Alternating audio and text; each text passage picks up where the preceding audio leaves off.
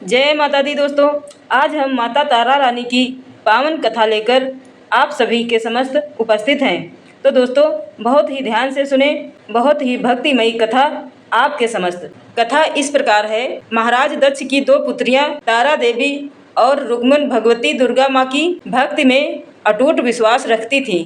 दोनों बहनें नियम पूर्वक एकादशी का व्रत किया करती थीं और माता के जागरण में प्रेम के साथ कीर्तन भजन कहा सुना करती थीं। एकादशी के दिन एक बार भूल से छोटी बहन रुक्मन ने मांसाहार कर लिया। जब तारा देवी को पता लगा तो उसे रुक्मन पर बड़ा क्रोध आया। तारा देवी बोली, तू है तो मेरी बहन, परंतु मनुष्य देह पाकर भी तूने नीच योनि के प्राणी जैसा काम किया है। तू तो छिपकली बनने के योग्य है। बड़ी बहन के मुख से निकले शब्दों को रुक्मिणी ने अपने दिल पर ले लिया और साथ ही पश्चाताप का उपाय पूछा। तारा ने कहा, त्याग और परोपकार से सब पाप छूट जाते हैं। दूसरे जन्म में तारा देवी इंद्रलोक की अप्सरा बनी और छोटी बहन रुक्मिणी छिपकली की योनि में प्रायश्चित का अवसर ढूंढने लगी। द्वापर युग में जब पांचों पांडवों ने अश्वमेध यज्ञ किया तो उन्होंने दूत भेजकर दुर्वासा ऋषि सहित 33 करोड़ देवी देवताओं को निमंत्रण दिया। जब दूत दुर्वासा ऋषि के स्थान पर निमंत्रण लेकर गया तो दुर्वासा ऋषि बोले, यदि 33 करोड़ देवी देवता उसमें भाग लेंगे तो मैं उसमें सम्मिलित नहीं हो सकता। दूत 33 करोड़ देवी देवताओं को निमंत्रण देकर वापस पहुंचा और दुर्वासा ऋषि का वृतांत पांडवों को कह सुनाया कि वह सब देवताओं को बुलाने पर नहीं आएंगे। यज्ञ आरंभ हुआ। 33 करोड़ देवी देवता यज्ञ में भाग लेने आए। उन्होंने दुर्वासा ऋषि जी को ना देखकर पांडवों से पूछा कि दुर्वासा ऋषि को क्यों नहीं बुलाया। इस पर पांडवों ने नम्रता सहित उत्तर दिया कि निमंत्रण भेजा था, परंतु वे अहंकार के कारण नहीं आए। यज्ञ में पूजन हवन आदि निर्विघ्न समाप्त हुआ। भोजन के लिए भंडारे की तैयारी होने लगी। दुर्वासा ऋषि ने जब देखा कि पांडवों ने उनकी उपेक्षा कर दी है, तब उन्होंने अत्यंत क्रोध करके पक्षी का रूप धारण किया और चोंच में सर्प लेकर भंडारे में फेंक दिया। जिसका किसी को पता न था, वह सर्प खीर की कढ़ाई में गिरकर छिप गया। एक छिपकली जो पिछले जन्म में तारा देवी की छोटी बहन थी, वह बहन के शब्दों को सिरोधार कर इस जन्म में छिपकली बनी सर्प का भंडारे में गिरना देख रही थी। उसे त्याग और परोपकार की शिक्षा अब तक याद थी। वह भंडारा गृह में दीवार पर चिपकी समय की प्रतीक्षा करती रही। कई लोगों के प्राण बचाने हेतु उसने अपने प्राण न्यौछावर कर देने का मन ही मन निश्चय किया। जब खीर भंडारे में दी जाने वाली थी तो सबकी आंखों के सामने वह छिपकली दीवार से कूदकर कढ़ाई में जा गिरी। विद्वान लोग छिपकली को बुरा भला कहते हुए खीर की कढ़ाई को खाली करने लगे तो उन्हें मरा हुआ सांप दिखा। तब सबको मालूम हुआ कि छिपकली ने अपने प्राण देकर सबके प्राणों की रक्षा की है। इस प्रकार उपस्थित सभी सज्जनों व देवी देवताओं ने उस छिपकली के लिए प्रार्थना की, उसे सब योनियों में से उत्तम मनुष्य योनि प्राप्त हो और अंत में मोक्ष को प्राप्त करे।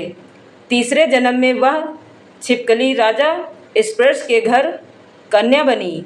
दूसरी बहन तारा देवी ने फिर मनुष्य जन्म लेकर तारामती नाम से अयोध्या के प्रतापी राजा हरिश्चंद्र के साथ विवाह किया। राजा स्पर्श ने ज्योतिषियों से कन्या की कुंडली बनवाई। ज्योतिषियों ने राजा को बताया कि कन्या राजा के लिए हानिकारक सिद्ध होगी, शगुन ठीक नहीं है और आप इसे मरवा दीजिए। राजा बोले, लड़की को मारने का पाप बहुत बड़ा है, मैं उस पाप का भागी नहीं बन सकता।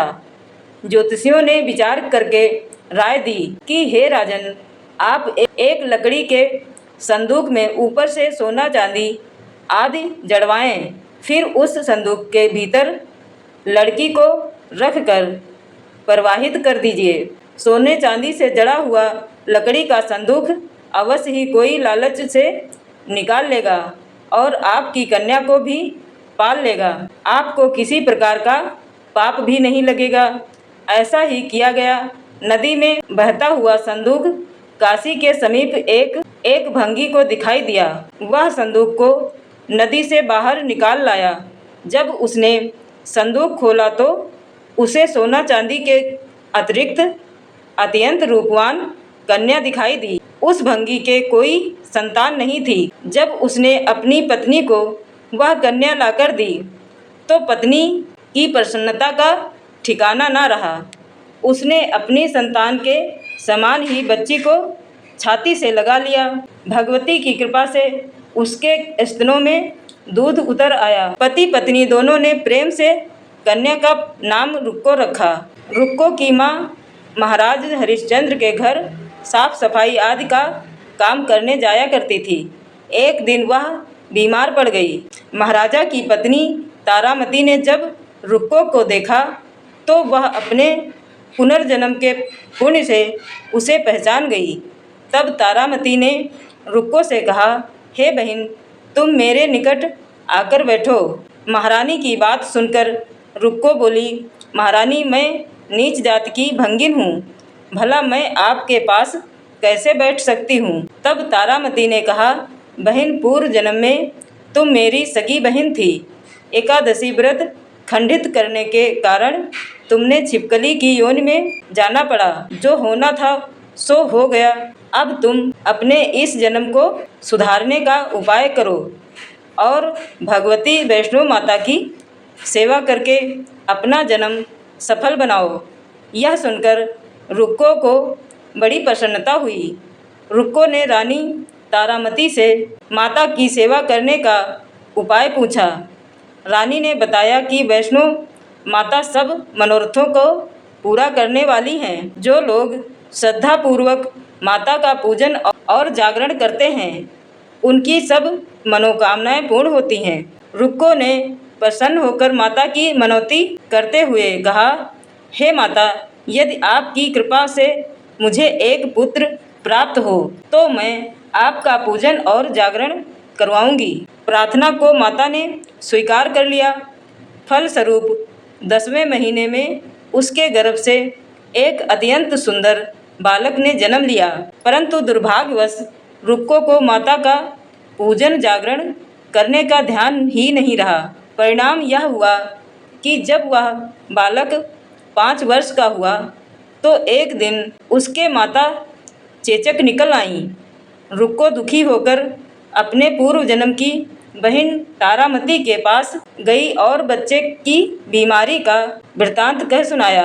तब तारामती ने कहा, तू जरा ध्यान करके देख कि तुझसे माता के पूजन में कोई भूल तो नहीं हुई।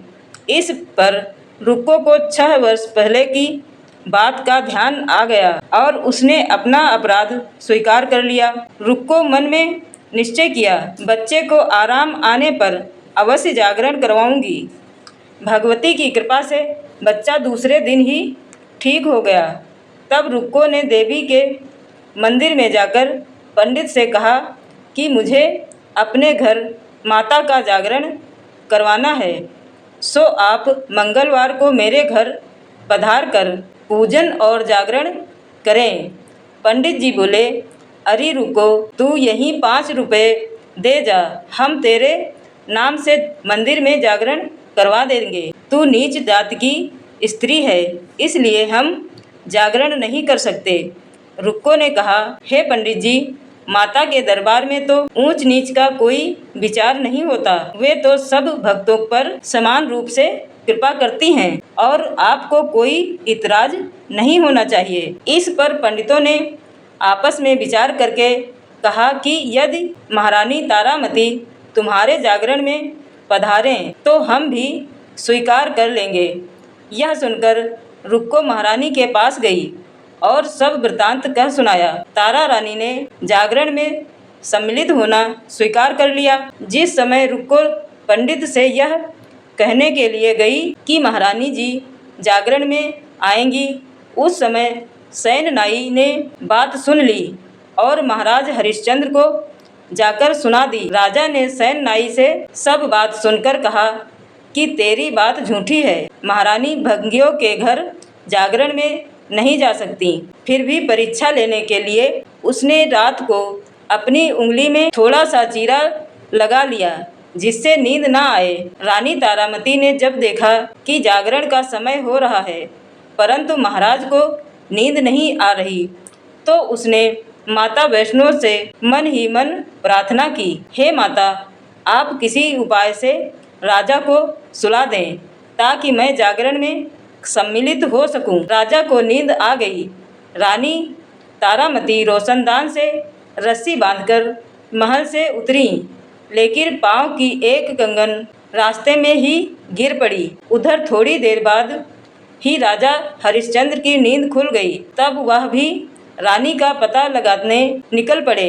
मार्ग में कंगन व रूमाल उन्होंने देखा और जागरण वाले स्थान पर जा पहुंचा। राजा ने दोनों चीज़ों को रास्ते से उठाकर अपने पास रख ली और जहां जागरण हो रहा था वहां एक कोने में चुपचाप बैठकर सब दृश्य देखने लगा। जब जागरण समाप्त हुआ तो सबने माता की आरती व अरदास की। इसके बाद प्रसाद बांटा गया। रानी तारामती को जब प्रसाद मिला तो उसने झोली में रख लिया। यह देखकर लोगों ने पूछा, आपने प्रसाद क्यों नहीं खाया? यदि आप ना खाएंगी तो कोई भी प्रसाद नहीं खाएगा। रानी बोली, तुमने जो प्रसाद दिया है वह मैंने महाराज के लिए रख लिया, अब मुझे मेरा प्रसाद दें। अब की बार प्रसाद लेकर तारामती ने खा लिया। इसके बाद सब भक्तों ने माता का प्रसाद खाया। इस प्रकार जागरण समाप्त करके प्रसाद खाने के पश्चात रानी तारामती महल की ओर चली। तब राजा ने आगे बढ़कर रास्ता रोक लिया और कहा कि तूने नीचों के घर प्रसाद खाकर अपना धर्म भ्रष्ट कर लिया है। अब मैं तुझे अपने घर कैसे रखूं? तूने तो कुल की मर्यादा और मेरी प्रतिष्ठा का भी कोई ध्यान नहीं रखा। जो प्रसाद तू अपनी झोली में रखकर लाई है उसे खिलाकर मुझे भी अपवित्र करना चाहती है। ऐसा कहते हुए जब राजा ने झोली की ओर देखा तो भगवती की कृपा से प्रसाद के स्थान पर उसमें चंपा, गुड़हल, गेंदा के फूल, कच्चे चावल व सुपारियां दिखाई दी। यह चमत्कार देख राजा आश्चर्यचकित रह गया। राजा हरिश्चंद्र रानी तारामती को साथ लेकर महल लौट आया। वहां रानी ने ज्वाला मैया की भक्ति से बिना किसी माचिस या चक्रमक पत्थर की सहायता लिए राजा को अग्नि प्रज्वलित करके दिखाई, जिससे देखकर राजा का आश्चर्य और बढ़ गया। राजा को मन ही मन में देवी के प्रति विश्वास और श्रद्धा जाग उठी। इसके बाद राजा ने रानी से कहा, मैं माता के प्रत्यक्ष दर्शन करना चाहता हूँ। रानी बोली, प्रत्यक्ष दर्शन पाने के लिए बहुत बड़ा त्याग करना पड़ेगा। यदि आप अपने पुत्र रोहितांश की बलि दे सकें तो आपको दुर्गा देवी के प्रत्यक्ष दर्शन भी हो सकते हैं। राजा के मन में तो देवी के दर्शन की लगन हो गई। राजा ने पुत्र मोह त्याग कर रोहितांश का सिर देवी को अर्पण कर दिया। ऐसी सच्ची श्रद्धा और विश्वास देख दुर्गा माता सिंह पर सवार होकर उसी क्षण वहां प्रकट हो गई और राजा हरिश्चंद्र दर्शन करके कृतार्थ हुए। माँ भगवती की कृपा से मरा हुआ पुत्र भी जीवित हो गया। यह चमत्कार देख राजा हरिश्चंद्र गदगद हो गए। उन्होंने विधि पूर्वक माता का पूजन करके अपराधों की क्षमा मांगी। सुखी रहने का आशीर्वाद देकर माता अंतर्ध्यान हो गई। राजा ने तारामती की भक्ति की प्रशंसा करते हुए कहा, हे तारा, मैं तुम्हारे आचरण से अति प्रसन्न हूँ। मेरे धन्य भाग जो तुम जैसी पत्नी मुझे प्राप्त हुई। इसके पश्चात राजा हरिश्चंद्र ने रानी तारामती की इच्छा अनुसार अयोध्या में माता का एक भव्य मंदिर का निर्माण किया। आयु पूर्ण भोगने के पश्चात राजा हरिश्चंद्र, रानी तारामती और रुक्मिणी भंगिन तीनों जो मनुष्य योनि में छूटकर देवलोक को प्राप्त हुए। माता के जागरण में रानी तारामती की इस कथा को जो मनुष्य श्रद्धा भक्ति पूर्वक पढ़ता या सुनता है, उसकी सारी मनोकामनाएं पूर्ण होती हैं, सुख समृद्धि बढ़ती है और शत्रुओं का नाश होकर सर्व मंगल होता है।